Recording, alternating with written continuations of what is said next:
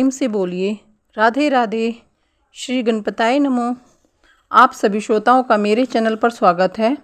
आज मैं आप सभी के सामने पीपल की पतवारी कार्तिक मास की कथा सुनाने जा रही हूँ। इससे पहले अगर आप हमारे चैनल पर नए हैं तो कृपया करके हमारे चैनल को सब्सक्राइब कीजिए और बेल आइकन ऑन कीजिएगा ताकि आपको हमारी आने वाली सारी वीडियो का नोटिफिकेशन मिल जाए। तो आइए शुरू करते हैं पीपल की पतवारी की कथा। इससे पहले अगर कथा कहते हैं या सुनते हैं तो हंगूरा जरूर भरना चाहिए। तो शुरू करते हैं पीपल की पतवारी।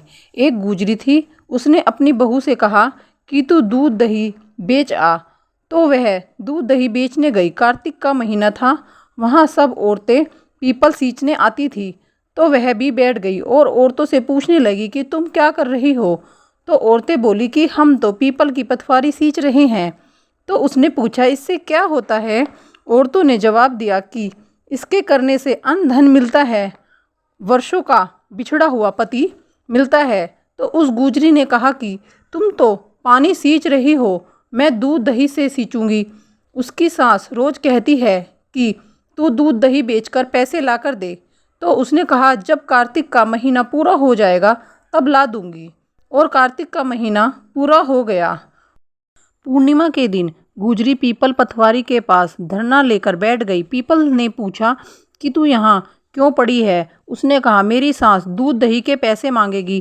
मेरे डंडे पान पत्ते पड़े हैं, वह ले जा और गुल्लक में रख दियो। जब सास पूछे पैसे लाई है तो गुजरी ने कहा मैंने पैसे गुल्लक में रखे हैं। तब सास ने गुल्लक खोल कर देखी तो सास देखती रह गई। उसमें हीरे मोती जगमगा रहे हैं, धन हो गया है। सास बोली कि बहू इतना पैसा कहाँ से लाई। तो बहू ने आकर देखा तो बहुत धन पड़ा है। तब गुजरी ने कहा सासू जी, मैंने तो 1 महीना दूध दही से पीपल की पतवारी में सींचा था और मैंने उससे धन मांगा था तो उसने मुझे भाटे डंडे पत्ते दिए थे जो मैंने गुल्लक में रख दिए थे और वह हीरे मोती हो गए। तब सासू जी ने कहा कि अब की बार मैं भी पतवारी सींचूंगी। सासू दूध दही तो बेच आती और हांडी धोकर पीपल पतवारी में रख आती और बहू से कहती कि तू मेरे से पैसे मांग। तो बहू ने कहा कि कभी बहू भी सास से पैसे मांगती है। तो सास बोली कि तू मेरे से पैसे मांग। तो बहू ने सास से दूध दही के पैसे मांगे। तो सासू जी पीपल पतवारी पर जाकर धरना लेकर बैठ गई। तो डंडे पत्ते पान बट्टे उसे भी दिए और कहा गुल्लक में जाकर रख दे। फिर बहू ने खोलकर देखा तो उसमें कीड़े बिलाऊ चल रहे थे। गुजरी ने सास से कहा ये क्या है। तो सास देखकर बोली कि पीपल पतवारी ने तेरे को तो अन्न धन दिया और मुझे कीड़े मकोड़े दिए। तब सब बोले कि बहू तो सत से सींचती थी और सासू जी धन की भूख से सींचती थी, इसलिए है। पतवारी माता जैसी बहू को दिया वैसा सबको देना, सासू जी को दिया वैसा किसी को मत दिया करो। आज की कथा यहाँ पर संपन्न होती है। अगर हम कोई भी कथा सुनते हैं या बोलते हैं तो हमें हंगूरा जरूर भरना चाहिए। अब शुरू करते हैं विनायक जी की कथा। श्री गणपताय नमो। तो आइए प्रारंभ करते हैं विनायक जी की कथा। एक बार विनायक जी महाराज एक चुटकी में चावल और एक में दूध लेकर घूम रहे थे और कह रहे थे कि कोई मेरी खीर बना दे, कोई मेरी खीर बना दे। पर पूरे नगर में किसी ने भी खीर नहीं बनाई। अब वहाँ पर उस नगर में एक बुढ़िया माई बैठी थी।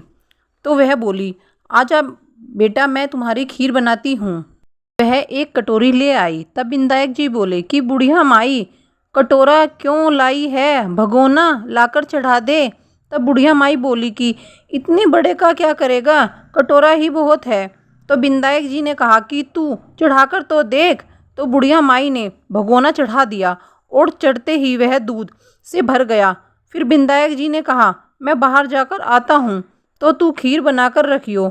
खीर बनाकर तैयार हो गई, परंतु विनायक जी महाराज नहीं आए। तो बुढ़िया माई का मन ललचा गया और वह दरवाजा बंद करके खीर खाने लगी।